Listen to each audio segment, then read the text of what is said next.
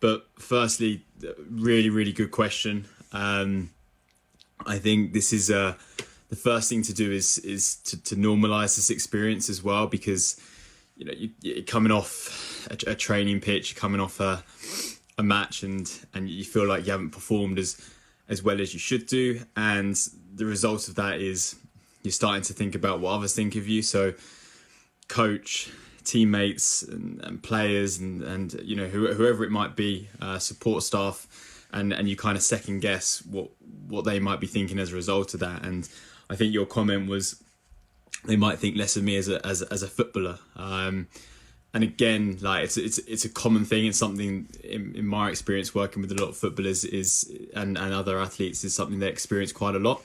So firstly, you're not alone in this, and it's a very common thing. And the suggestions that I've just been having a look through the thread here, and the ones that James has given you are fantastic in terms of trying to look at some controllable aspects. So look at some of the goals that you might want to set yourself in terms of the training situation and match day, and the real processes that you might want to choose to focus on in terms of your driving with the ball, in terms of checking shoulders.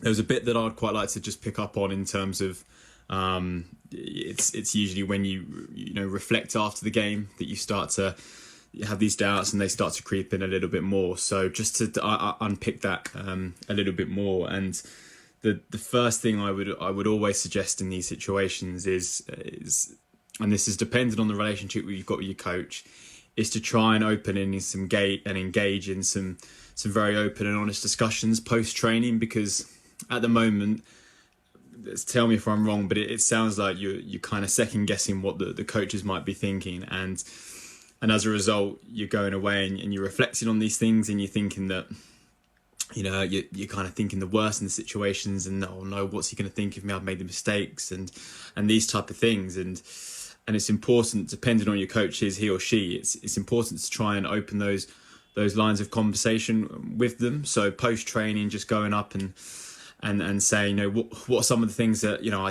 did well tonight? What are some of the things that you think I've achieved, and then also some of the things that you can also work on. So show a bit of that vulnerability and say that I've acknowledged that some of the mistakes may have slipped in here, and how am I going to go away, and what can I work on in terms of coming back a better and stronger player next time. So try and open those lines of conversation as much as you can, because on two levels really. One, it shows your ownership and almost leadership qualities to take that and understand and try and approach the coach and take ownership for your own development.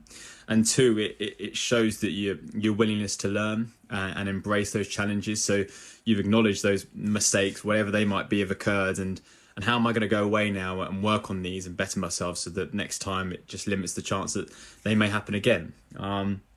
So that's one of the things I would start with, trying to open that communication routes with your coach.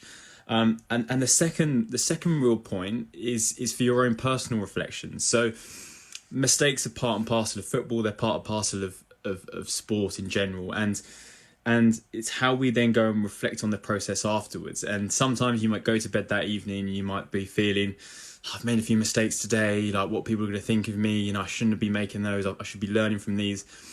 And we tend to be a bit critical of ourselves. So try and have a format in terms of how you're reflecting on games. So I would always say, as a start point, and this is something I'd quite like you to work on over the next week or so, is to say that, okay, so the format of stop, start, continue in terms of formatting your reflections. So stop. So always start with the stop. So what was one thing that I did tonight that I wasn't too happy with, and something that I might have forced, and something that I probably wouldn't do if I was given the opportunity again. Now, again, there might be not something in there that you would select, but try and really delve into the session and reflect on one of those things.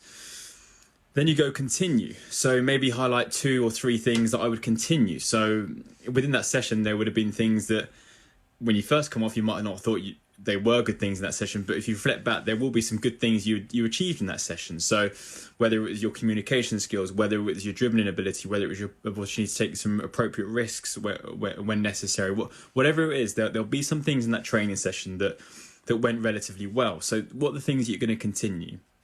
And then the final part is what's one of or two or three of the things that I might want to start. So again, if we reflect it back to this situation, one of the things I'm going to start is I'm going to have at the end of the training session try and grab the coach and open in some dialogue in terms of how the session's gone. So that might be one of the things you might want to start. It could be something else in terms of one of the goals that James has really well highlighted in terms of, okay, so I can focus on some of the key processes in this kind of thing. So I can start driving with the ball more. I can start, taking those appropriate risks and chances. I can start scanning and checking shoulders. Those type of things you might want to start. So again, I'd really encourage you to follow that stop, start, continue kind of method in terms of your reflections, because it just provides a bit of guidance, and also it's just something that's really useful, like in your day-to-day life when you're thinking about things and you're reflecting on things as well. There's the final part in here is that there's a bit that I'd quite like to touch on, possibly later on and maybe next week once you've had a chance to kind of have a look at some of the things that myself and James have highlighted. But there's a thing in here around managing mistakes and managing feedback in that regard. So I'd quite like to maybe touch upon some of those things in the following week. So let's leave that to next week, because there'll be a separate part around that, and without trying to complicate things too much, let's work on the goals that James has said. Let's work on the communication links. Let's work on the reflection of stop, start, continue. Allow that few weeks to settle in bed, and then maybe we'll touch upon that managing mistakes area as well, because there's certainly a lot of work that we can do around that aspect, and also maybe draw you to some of the videos that we've already done previously on managing mistakes, failure, whatever way you want to look at it.